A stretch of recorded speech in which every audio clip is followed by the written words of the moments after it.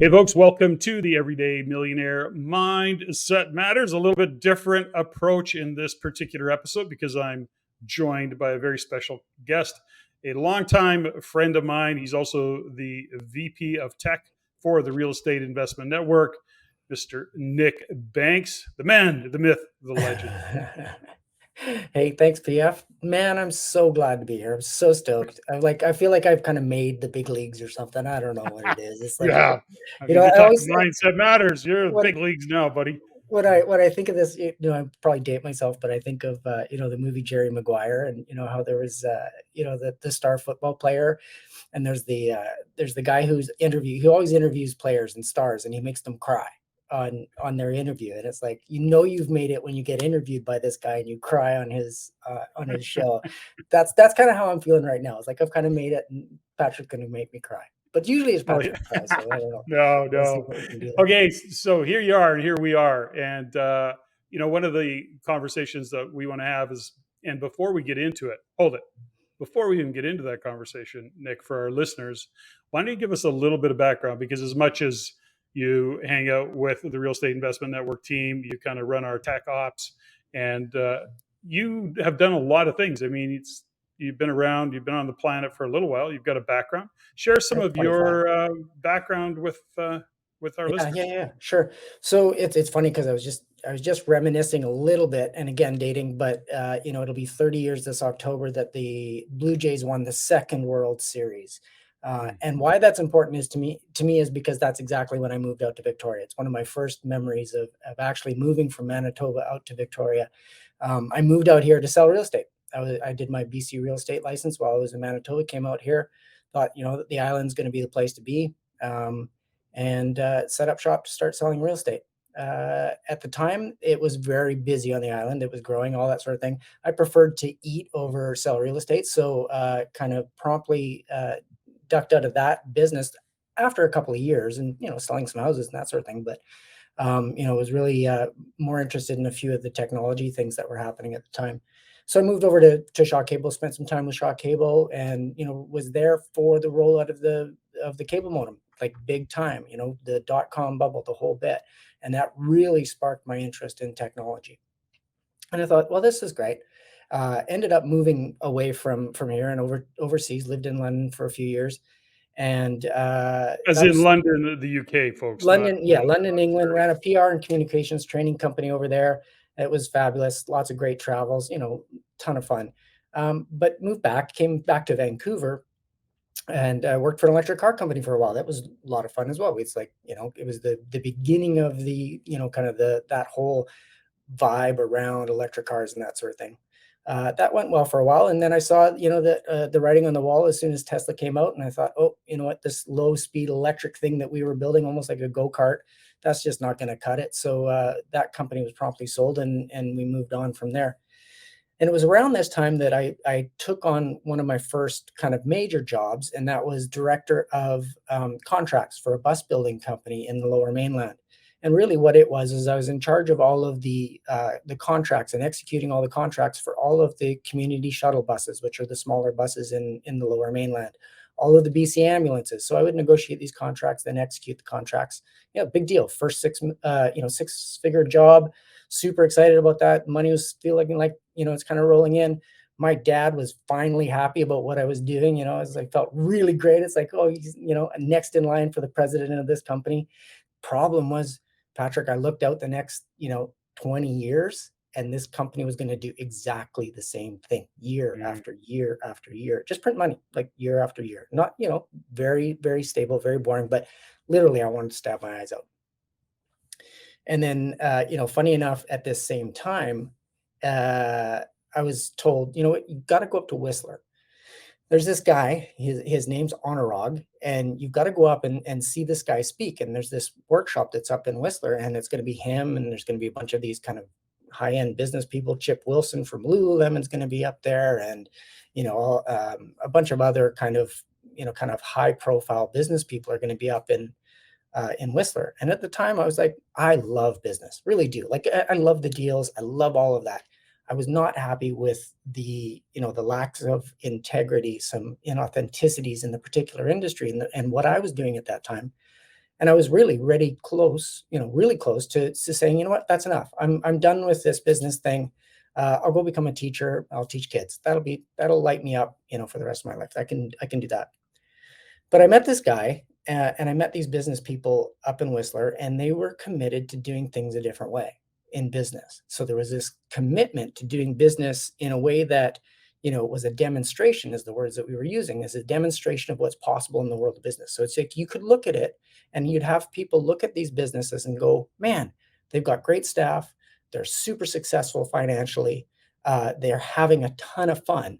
What is it that they're doing that's going to, that we might copy, and have that elevate all businesses through the elevation of your business.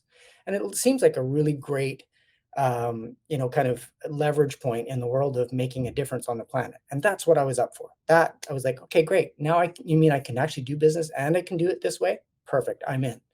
And then for the next 7 or 8 years, that's what we did. We traveled the world. We worked with cool clients. We did all sorts of things all over the place. And it was really a fantastic time. You might remember some of those times with Patrick. Well, I do. I I want to interject here a little bit, and we did work with you and Anurag. Anurag was kind of he was kind of the creative, big visionary guy. You were an ops guy with a lot of talent to support the vision and businesses in achieving that vision, as well as HR. And I mean, you did a lot of the groundwork and behind the scenes as well, as I recall. I mean, we enjoyed working with you a lot. You and I had many conversations in those early years that we did work together. And in the development now, when you look at that business model, what you and Anurag were up to, and you talk about business doing it different, let's unpack that a little bit. I know what you mean, but from Yeah. a listener point of view, when you say do business a little bit different or a lot different, what do you mean by that? Yeah, I mean, I think, and it's the arc of the story. Anurag and I go our different ways. For a number of years, I kind of buckle down, and I focus on the key core people and businesses in my life. Rain being one of them, of course. And kind of, I was shattered after it was all over. With Anurag, there's no, that's just the truth. Anurag's brilliant, and I have nothing but massive, love and honor him for the teacher and the mentor that he was. And Mhm. it's hard work. There's no doubt about it. I came out of it beat up. And kind of circled into that for a little while. But, coming out of that, what I got reconnected to, and this is answering your question, Patrick, I haven't forgotten that, is, some of the core aspects of what that meant, and what was the magic, like what was really, really cool and exciting about what it was in these companies that we were doing that made them different. And what immediately came to mind, and something that I'd kind of let drift a little bit after that time, was this idea of the mission. And I think this is, and I spend a lot of time these days when I'm working with other clients. I do some public speaking around this now. The mission, and really the mission as it relates to a business, is how do you want to leave everyone that comes into contact with you as an organization, right, Patrick? So, I mean, you'll remember this, but there was a book written by Jim Collins called Built to Last. And that was one of his original books, and one of the first books. And what he did in that book is he looked at companies that had existed over a long period of time, like decades.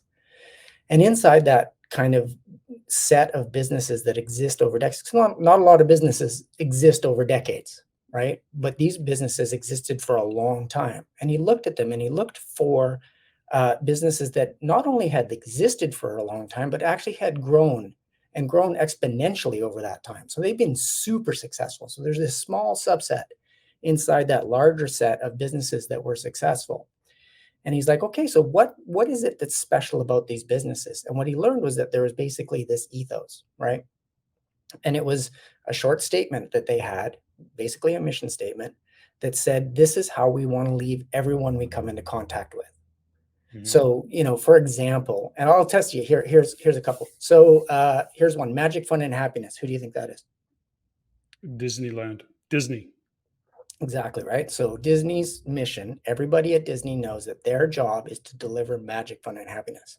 Doesn't say anything about, dolls or amusement parks or anything like that. It just says your job, if you work for Disney, is to deliver magic, fun, and happiness. A street sweeper in the in the amusement park, he sees a child over there crying. He knows his job is to put down the broom, go over there, and deliver magic, fun, and happiness. Simple, right? He doesn't have to consult a policy manual, doesn't have to remember anything. And that and I know we've had conversations, Patrick, and I know our focus, on values, and values are important, absolutely. And to me, this mission statement is just a summary of those values in some ways, and it becomes a phrase that you can use to capture all of those values that you've determined that you have as an organization. But I think, and just to interject here, Nick, is Yeah. when you use the word ethos, right? And not a lot of people necessarily understand ethos. I'll give it my definition, and I think it's some version of the Webster definition or whatever it is, which is really it's a statement of character of an individual or an organization. So in other words, your ethos is, we'll call it identity. What is your identity? And in the context that we give it and use it, it's actually a statement that is intentional. It's what we use in part of our mission, and it's what the company represents. It's what the individuals of the company represent. So ethos is an important word in the context of mission. At least that's how I hold it, and that's how I see it. 100%. Yeah, absolutely. A couple quick other examples, Patrick. To invoke the imagination, provoke the senses, and evoke the emotions of people around the world. Any guesses? I know this one. I've heard this one. I get this one. No, I'm not going to guess right now. Cirque du Soleil. Cirque du Soleil. There you go. Yeah. Have you seen? That's Have good. you been to any shows? Oh yeah, many times, many. Right. So I this one's long in my opinion. I shorten it personally to invoke, provoke, and evoke. Really, like that's what they're out to do. And like you said, you've been to these events, you've seen them in action. You know that everything that they are doing is designed around provoking, evoking, and it, that's exactly what they're doing. And everything is held up to that. And if it doesn't pass, if it doesn't match up, if it isn't consistent with that mission, doesn't make it on the stage, right? And the really interesting thing about, and what I love about Cirque du Soleil is wherever they have control of their environment, that's being run. I saw them here in Victoria at the arena, and you walk into the arena, and they don't have control of that environment, and it's very different. It's like you're going to a hockey game. You could be doing anything in that arena, but the minute you walk into and sit down in your seat and the lights go down, now they have control, and everything from that moment on is consistent with that mission. The work, the care, the attention, the love that they put into that to have it come out that way is just phenomenal. My daughter, Summer, she's 10 years old, took her to it. She's pretty stoic, like she doesn't react to a lot.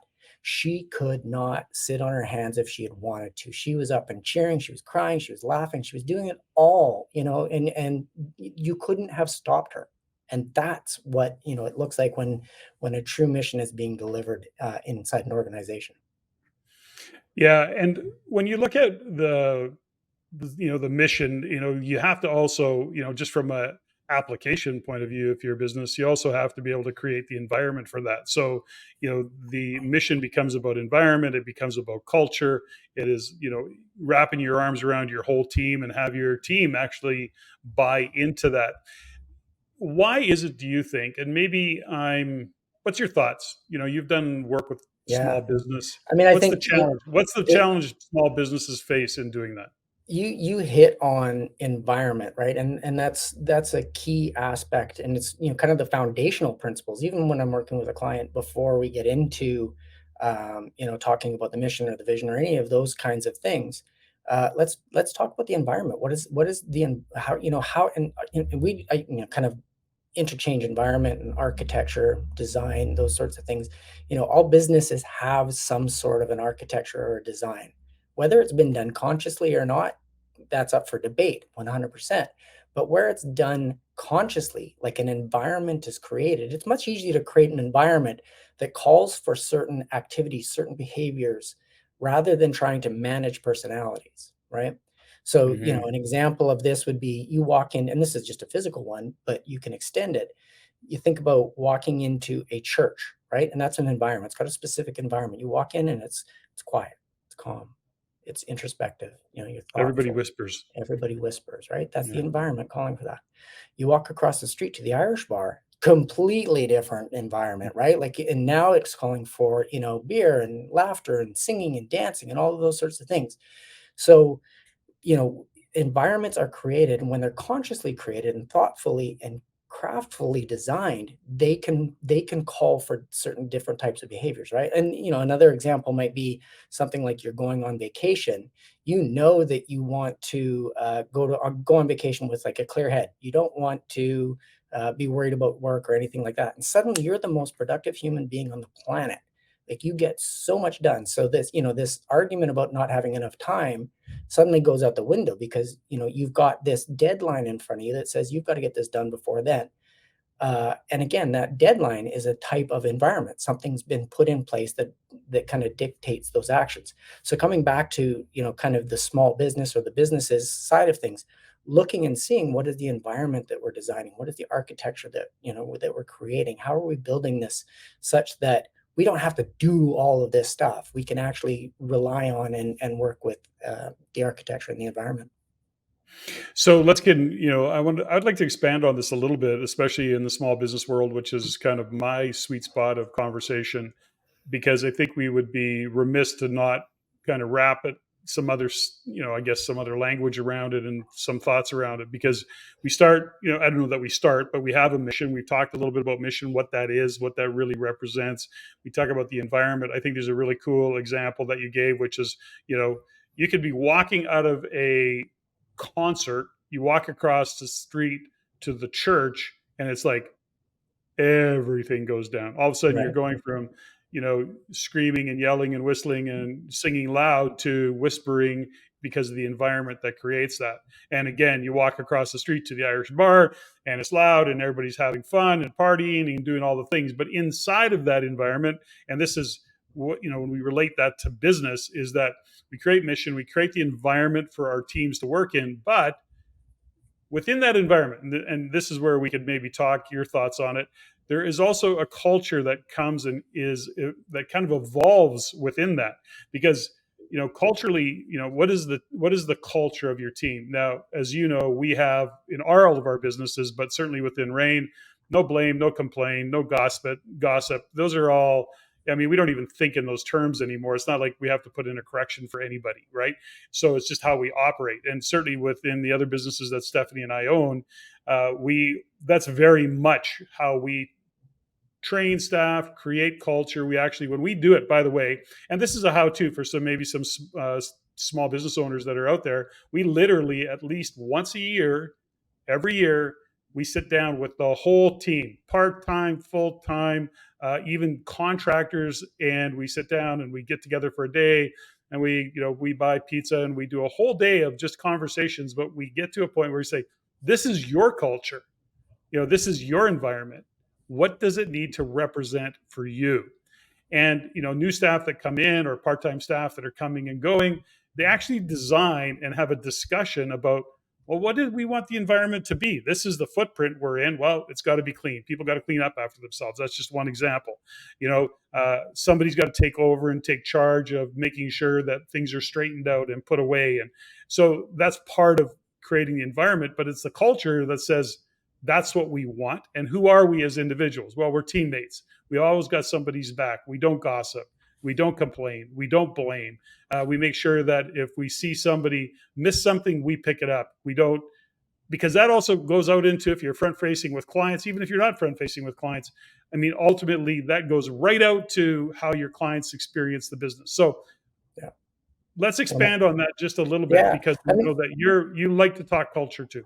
yeah. Well, I mean, and really what I'm hearing in all of that, Patrick, and it kind of, it may not be as conscious potentially, but I think really what you are talking about is actually it is coming back to the common mission, and there may not be the actual statement, and in some companies they may not even know that they have a mission, but Jim Collins also said that you could, when a company is operating in that level and has something that's consistent that way, whether it's stated on the wall or not, You could be an alien that gets dropped into that company, spend a day there, and know that there's something there. You might not be able to, kind of actually say what the words of that mission statement potentially are, but it's just such an essence inside that company and that organization that everything that gets created from that, in terms of how we interact with each other, what we do, it comes from that central core.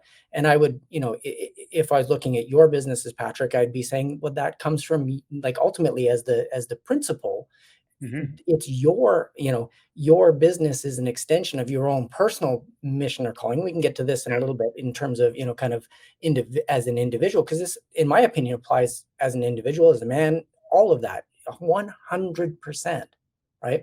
So, when you have that idea of a central essence that is about being of service, right? And Patrick, I hear, over the years, every single time, okay, but that's great that we're doing that, but what is this actually, how is this actually being of service to the customer or to the client or to the member? How, and always coming back to that. Right. And I think also by extension, Patrick, I'll finish this. By extension, it's not even only just the client or the customer. It's also our suppliers. It's also each other. It's also other stakeholders. It's everyone. And I'll go back to the statement. It's everyone that comes into contact with our company, right? How do we want to leave them? And then again, sometimes it happens well, but I think it takes a very solid and centered, grounded, focused central group, if it's a leadership team and or a principal that's got that ethos, if you will. Yeah, and it's important to make clear it doesn't happen by accident. I work with lots of small business owners and real estate investors, and as do you. And what we start to realize is that often we are dealing with small business owners that will say, for example, I got shitty staff. Like, I can't find good people. And, and or something goes wrong and it's the staff's fault. The first step in this evolution of running and operating a business in this context is that the owner or the principal, the pointy end of the spear, if you will, takes responsibility. And, I'll give you an example of, recently my general manager in one of the businesses in Edmonton phones me and he goes, and he's been with me, gosh, I think 10 or 12 years. And he goes, I don't know what to do. He says, it's tough getting staff, finding staff. But he says, I got a guy who's like going to be amazing on the sales side of things. Like, he's going to rock it from a sales side of the point of view. But he's kind of out of whack. He's a little full of himself, a little ego. I just don't know if culturally he's going to fit. What's your thoughts? And I go, well, isn't this an interesting dilemma? Because as you and I know and I said this to my general manager, I go, the challenge you're going to face, and I know what you're up against, but you're going to bring him in. If you bring him in, you better keep a really tight leash on it, because he will become the cancer that breaks down your culture of your team if you are not very, very clear, because you've got a great team, and he's done a great job of building and maintaining that mission and our purpose and the culture. Like, it's a rock star team right now, and has been for a couple of years. And here we are now, we're making a decision. But here's what's interesting about that. Now, he went on to hire him, and it's been okay, not great, by the way, but okay. But he had a conversation with the other team, if you will, to say, this is the scenario. I think maybe what we can do is guide. Now, the point of it is this, in all of it, Nick, is that when you bring somebody like that into the culture, they either adapt or they die. They adapt or they have to leave. So the point is that, because of what we had in terms of the structure and the agreement, my general manager phones me. He goes, geez, what do you think? What's your guidance on this? I'm the old guy, so I have to make, ultimately help him make a decision. And the conclusion that we came to, and we're monitoring it, and actually we put him on a contract, so that it was like we give him a contract so that if it doesn't work out, no harm, no foul, see you later. And thanks for that. But so far, and he's doing exactly what we thought he would do, which is being a super sales guy. and he's actually evolving and shifting into the culture and not having an impact negatively on it because people don't stand for it. But that's how important it is. So I know that's a little bit Huge. long-winded explanation, Yeah, I but mean, you're speaking directly to, again, two things or a few things that I heard there, Patrick. One is, looking at someone as a hire, right? Always what I'm doing is saying, can this person deliver our mission? And is this person consistent with our mission? And right away, and the third is, do they have the capacity, the capabilities to do the job? mhm. That's it. And that's maybe sometimes a little less important in some cases, but still important, right? But looking at that person and then going, okay, seems like it, it was a good interview or whatever, maybe not sure, but exactly what you talk about is the alignment tool that the mission is. It gets in there. It was, again, Jim Collins, who said if somebody is in an organization and they're inconsistent with that mission, they get spit out like a virus. Like, I know that might be a dirty word these days, but that player, it's incredibly uncomfortable. Well, that's If you can't step up to the level and be consistent with the mission that is and the yeah, culture that is driving inside that organization. So out he yeah. goes. Or he elevates or she elevates. Like they actually step up and into it. We Mhm. had, and still today, very high no firing, very little firing. When you actually implement a mission inside an organization and have that level, it's self-selecting, just like you talked about. Nope, it's like, you know what, I'm uncomfortable, I'm out of here. Thanks so much.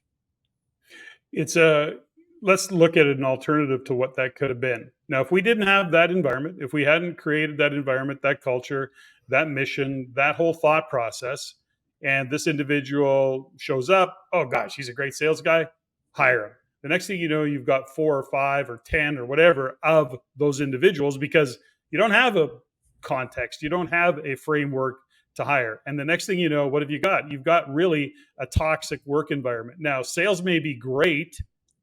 Is your customer experience great? Not likely. Is the work environment? Do people love to come to work? Yeah, maybe they like the competition. Maybe they like the drive, the sales drive that gets behind it. But mostly, there's going to be a ton of gossip, a ton of bitching and complaining, and it doesn't generally last. And if you're the owner of the business, you're carrying the stress of the fires that you're putting out in the HR world. That's been my Right. experience, and I've had lots of it over Yeah. 40 years. So this is such a and this is not easy. Okay, we're saying intellectually and conceptually is easy to grasp, I think, but executing and initiating it takes time, it takes effort, and you're going to have some false starts. You're going to have everybody buy in, and then they're going to buy in, and then they buy out, and then it's back and forth, and it takes time for this to evolve.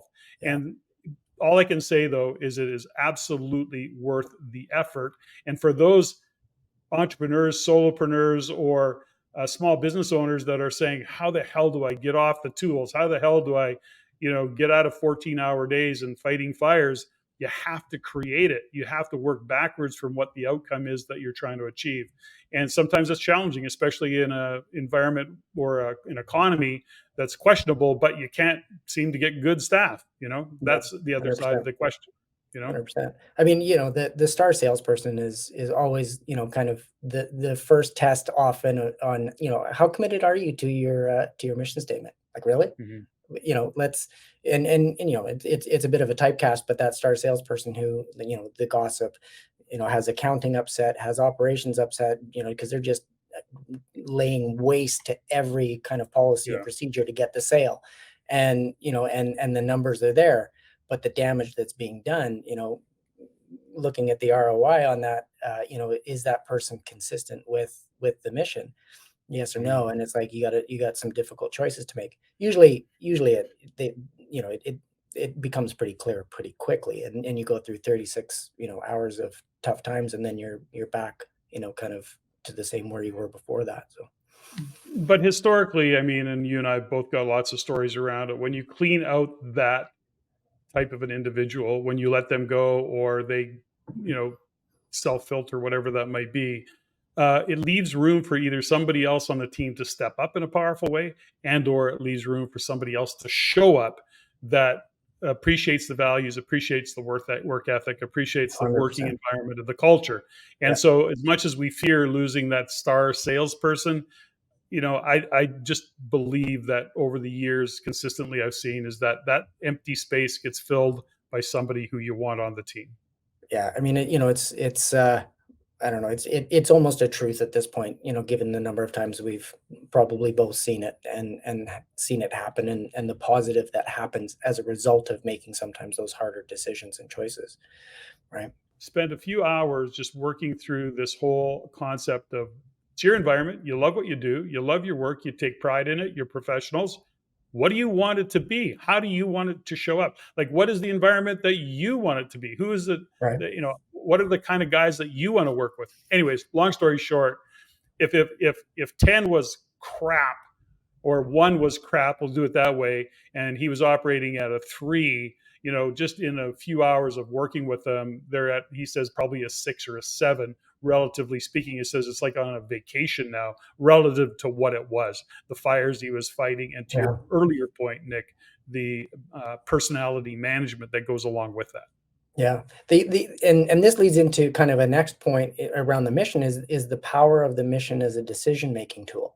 When Mm-hmm. you've got, that kind of that essence throughout the organization that this is how we operate, and it's very, kind of well thought out, and it's throughout the whole organization, you actually can hand off a little bit more to the rest of the team in terms of, that if they know that my mission is to deliver, let's say, magic, fun, and happiness, and the whole team knows that that's what their job is to do, then you don't have to micromanage. Like Mm-hmm. they'll make decisions, and if it's a customer focused, like maybe you have a wait staff, or you're, kind of in a restaurant or something like that, and the wait staff come up across various things with clients and that sort of stuff.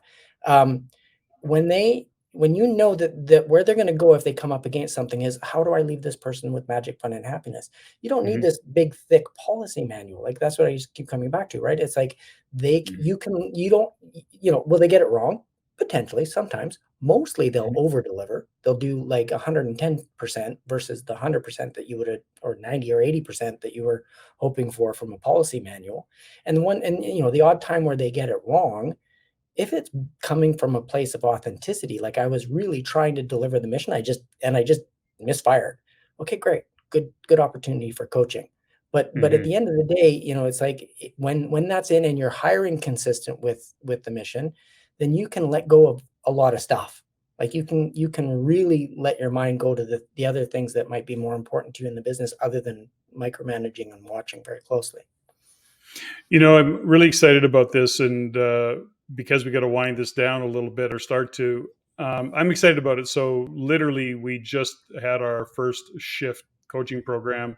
And so, for some of the shift participants, if you're hearing this, this is some of the work we're going to be doing. So, get Mhm. ready to get to work. They don't necessarily know that right now. They do, but not necessarily. But this gives you a little bit more meat on the bone of some of the things that we're going to be talking about Yeah. in the coming weeks and months. Um, Nick, I know that you and I have talked about doing some work together in terms of small business owners, and primarily looking and saying, well, do we want to do some men's work? And although we didn't get into that conversation today in depth, do we want to kind of touch on that thought process about, you do a lot of work with men, and Yeah. because it's, let's face it, we look at it and go, men operate differently than women. It's not Yep. one that's right and one that's wrong. They're Yep. just different. Yep. And so, how do we, and by the way, in this shift program, through no major planning, I got to tell you a story. So, we had a number of people registered, and of the registration, there was 3 or 4 women who last minute either canceled and or said, nope, I got to do it later. So I ended up with a group of men in the shift coaching program. Just saying that that's cool. So we now have a kind of a men's program, anyways. But that's aside from what we talked about. I just think it's kind of funny how it can show up and manifest. But Yeah. that Yeah. was there's a lot of intentionality around what we set out. You and I talked about it, and that's what's your thoughts when you talk about So, working with men? What do you do? yeah, I mean, again, it takes a little bit of context and a little bit of backstory, but again, coming out of the work that I've been doing, and like you, Patrick, have done a lot of personal work, group work, all of that sort of thing. Had a child, and really, I think what happened for me personally is that my focus shifted from, kind of my mission, my purpose, my calling, like that bigger, how do I as a man want to deliver what I have to offer in the world, which I think is really a key fundamental thing for the masculine to pay attention to, is like, it's more than the family. It's how am I going to make a difference out in the world? What's bigger than me that I can dedicate my life to? And I changed, when the child came along, when summer came along, my focus went completely inward, I think. And, it completely focused on the family, completely focused on my wife at the time, all of that. And um, it really destructed, in essence, it really brought down the family, because in so many ways, like I say, my focus as a man, and this is my paradigm, is that as a man, I should be outward focused and focused on the bigger picture, on the world, on the planet. What can I be doing to make that difference out there? Um, and through that, one of the things that came to me is that I'm not doing any men's work.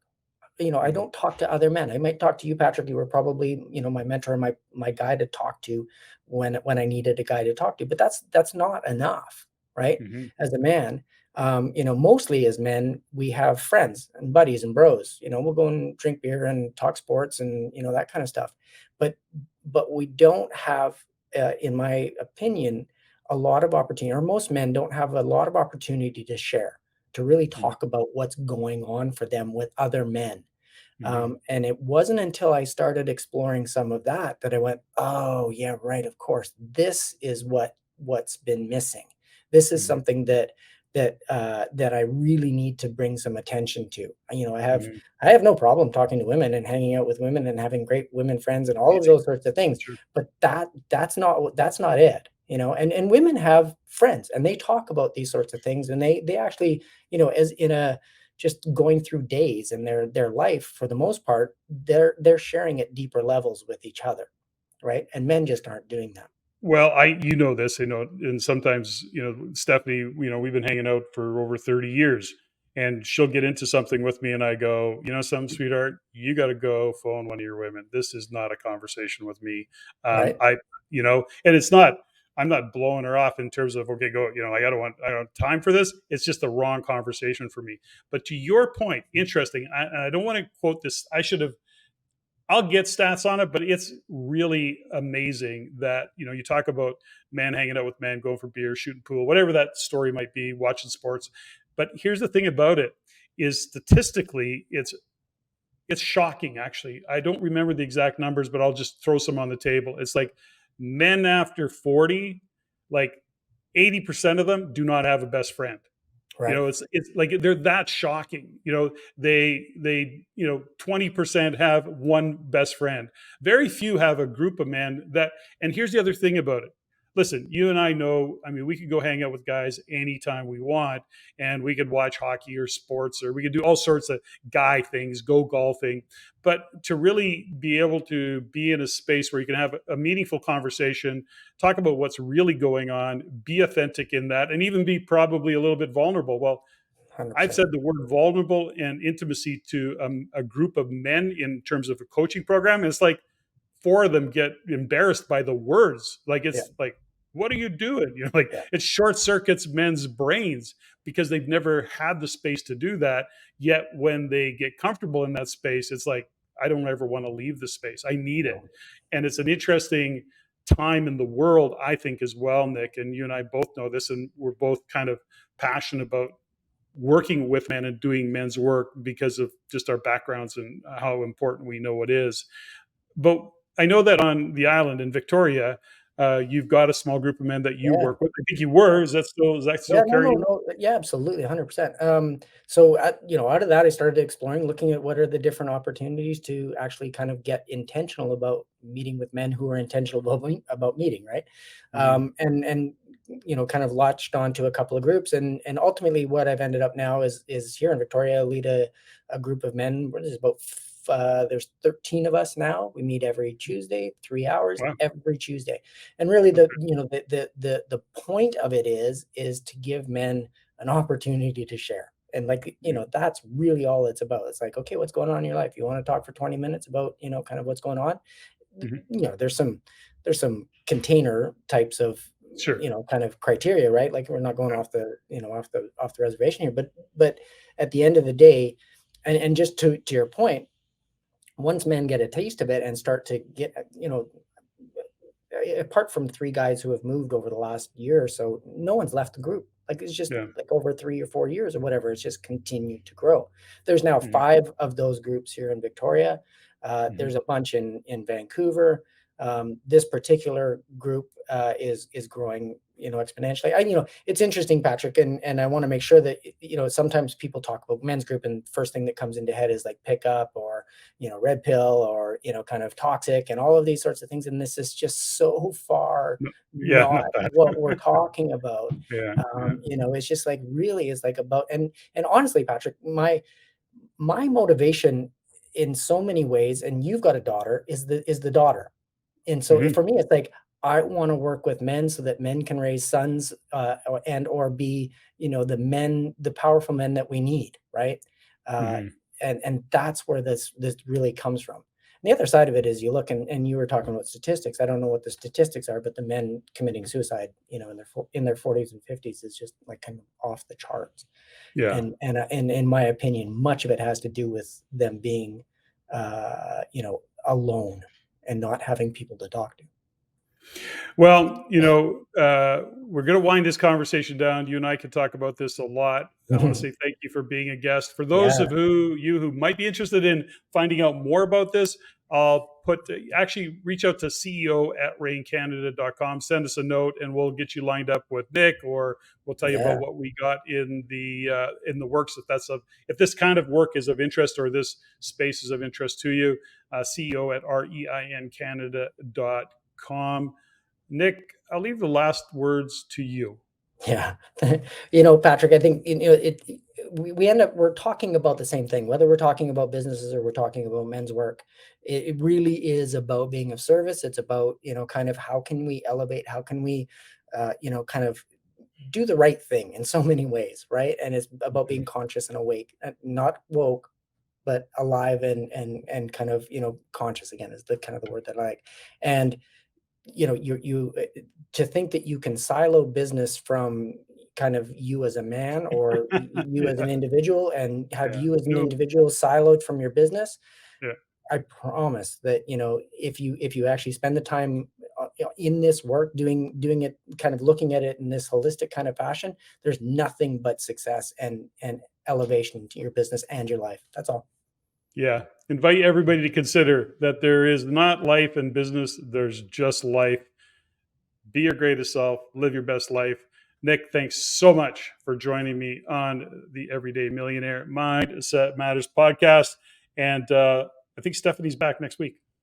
Thanks, Patrick.